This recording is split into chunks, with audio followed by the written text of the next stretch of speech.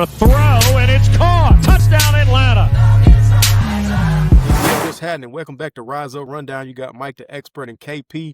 Right now, we got nasty work that we talking about. Kirk Cousins, Kirk O'Chains. You like that? Has now requested a trade from the Atlanta Falcons, which I think is completely absurd, given the way he's played, given the way he has not mentored, and then he's requested to go to a contender, which is complete nasty work. Expert, we talking about maybe the Raiders. I don't see it. They gave Geno Smith a lot of money, so I don't see that.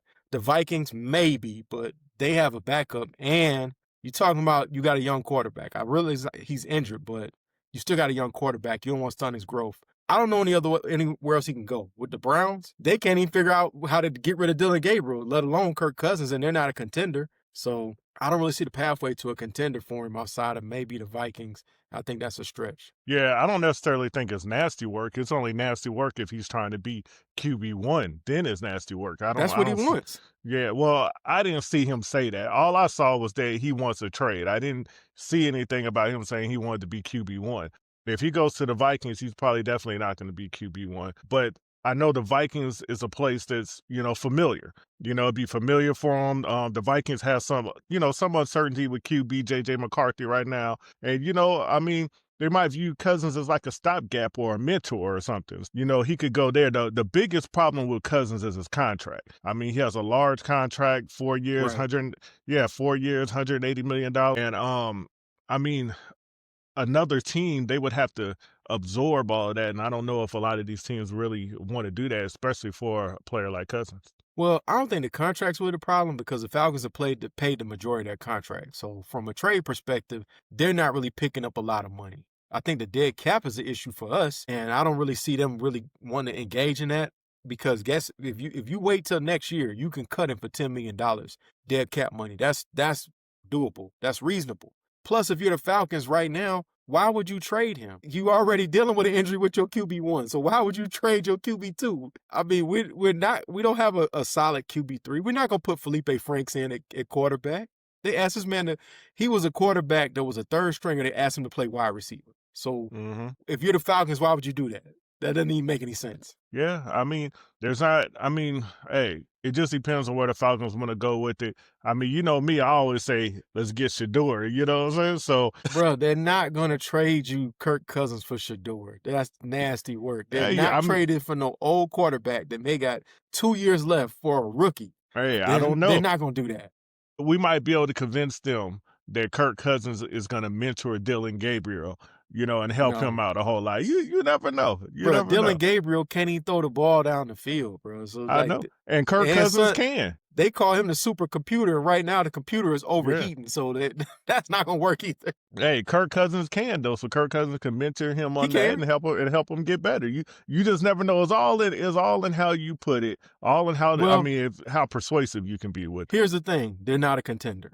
So that's all right. I don't know why they give up any draft compensation. You're not a contender. That doesn't make any sense. Well, the thing about it is that's not going to happen anyways because they're not a contender, and Kirk Cousins has a no trade clause. So Cousins is not going to go there. He's going to go to where he wants to go if it's available, if the trade can happen. If not, then he'll just be a Falcons. But he's not going to go to a non-contender when he has a no trade clause. Now, he could get traded to the Saints. I would hope that Falcons wouldn't do anything stupid like that and trade the man within the division to your number one rival. That makes no sense. That's what the Browns do. That's what we don't do. Yeah, well, actually, it might make sense. As bad as Kirk Cousins playing, we might be able to put him over there and sabotage their teams. You never know. There's no way I would never allow that. I would never allow that. Man, we might be able to sabotage the Saints. Yeah, and I don't think, if you're the Raiders, you're in position for a draft again. I don't know why you would give up a draft pick for Kirk Cousins. You're not ready to compete. There's really just not a lot of spots. Like you said, Minnesota is the best landing spot for him. Even you look at Arizona, Kyler Murray seemed to be getting it back together. So that's not even a landing spot anymore.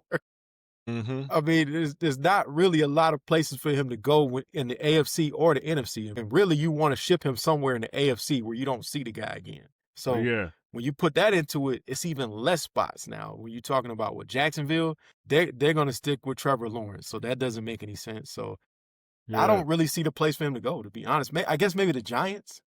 they kind of. But Jackson Dart, why would you give him a Jackson Dart already? I wouldn't. Yeah, well, the thing about it, he's going to be a QB2. I mean, they were also talking about the Panthers, the Carolina Panthers. I don't see that happening. Trade him in the division. Yeah, I was saying I don't see that happening. Plus, the Panthers are doing well with what they have right now. They're not going to, want to trade for Kirk Cousins and everything. I mean, if they brought him over there, he'd just be going over there to be a mentor and all that anyways. Right. Yeah, I don't see it. And then, again, if you're Terry Fontenot, how can you give away your QB2 and your QB1 is already injured? Yeah. And you don't have a QB3. Your QB3 plays wide receiver. He was a third stringer that you've moved a wide receiver that you use for tush-push plays. So I don't even see that. And then here's the thing. You trade him away. Let's just say some package, the Vikings give you what you want. Let's say the Vikings blow you away. Say we'll give you a third round because we're so desperate we want it back. That's great. Yeah. If Penix ends up hurt, who goes in and plays quarterback now? Yeah. Well, Bijan? Right now, B. John's gonna have to do everything for the team. But my thing is it's crazy with the Falcons because we have QB1, we have a QB2, and I really at this point don't know which one is better right now. I know one does some things better than the other, but overall, Michael Penix is better. Overall, I don't know which one's better. I think they're both, below average quarterbacks. So, I mean, we'll see what happens. What we need to focus on is firing Zach Robinson, but that's a story for another day. Y'all let us know what y'all think about this Kirk Cousins trade. I think it's completely ridiculous, but we'll see what happens. Like, share, subscribe. We want to hear from y'all. We'll catch you in the next one. Peace.